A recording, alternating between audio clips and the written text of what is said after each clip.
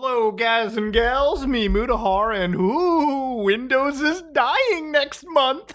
Actually, more specifically, Windows 10, meaning the only active version of Windows now, at this point in time, as of next month, will be that Windows 11. Now, I've been using Windows 11 since it dropped, since it was really just leaked, to be real with you. And, I've always wondered, why don't people update to it? Until, of course, I read the comment section to my videos where people were like, yeah, Muta, I wish I could go to Windows 11, but my computer doesn't support it. It doesn't support Windows 11. What do I do? Everyone says that I gotta upgrade. Microsoft has been telling me to upgrade. And there's a good chance that if you're somebody that has a computer that isn't supported at all, you've probably seen screens like this. That computer doesn't meet the system requirements. And a lot of that comes with the fact that Windows has some upgraded requirements now, as they normally would. So you might be like, whoa, what if my computer doesn't support it? Actually, it's a pretty quick way to try. Seriously, if you're on Windows 10, try upgrading to 11. If it says you can't, well, it's probably because you don't meet something in the system requirement pool.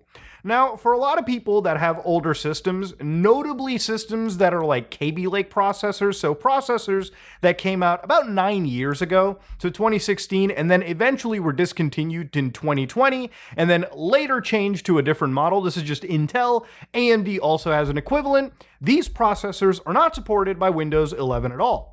Now you might be like, well, isn't that old, Muta? Can't I just upgrade to a newer system? And yeah, you absolutely could. Go to any computer store and purchase a brand new processor, whether it be entry level, whether it be mid, whether it be at the enthusiast grade. There are people who have multiple processors. There are i7 systems from like 9 years ago that are incompatible for no real good reason.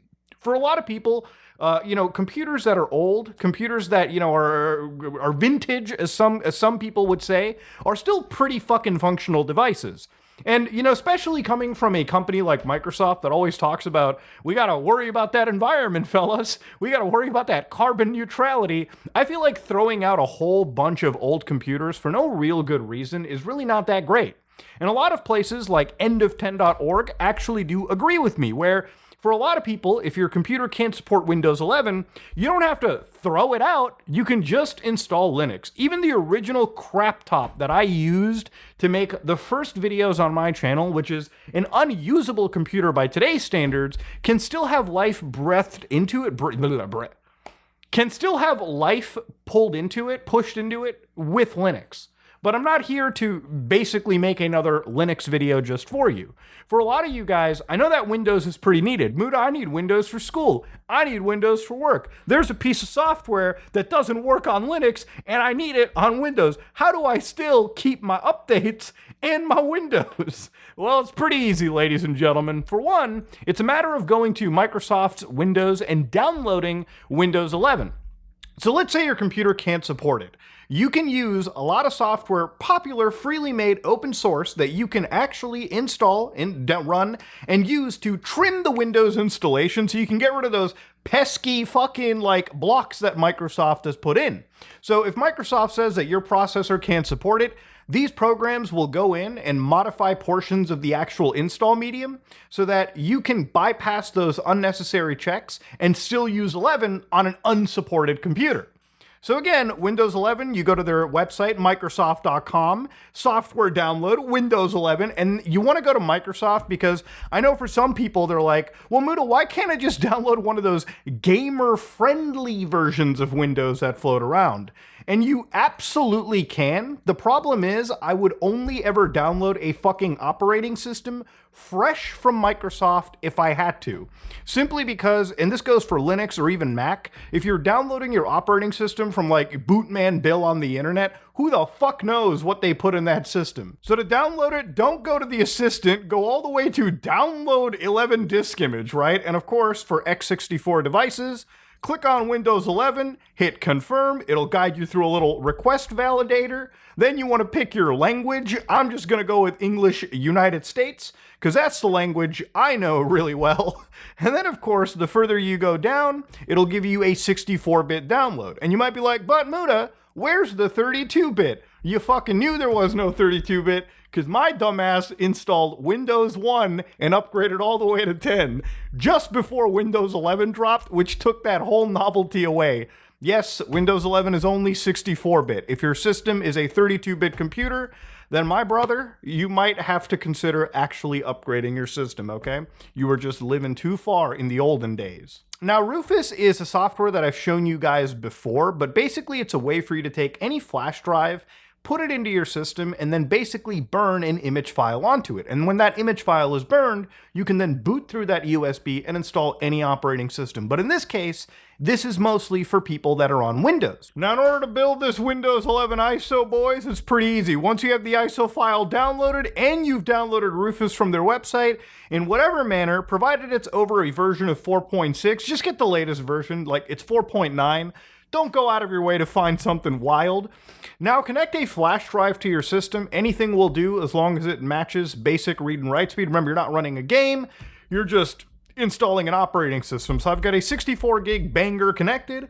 Make sure you select your ISO file, so click this, and more importantly, also click that little check mark button. And what this will do is it'll actually do the image checksums for you. Remember, when you're downloading any operating system, whether it be Linux, whether it be Mac, whether it be FreeBSD, whether it be Windows, always make sure that you're downloading something that is actually a legitimate piece of software as opposed to something that, Jim Bob put together for the sole purpose of hacking people on the internet.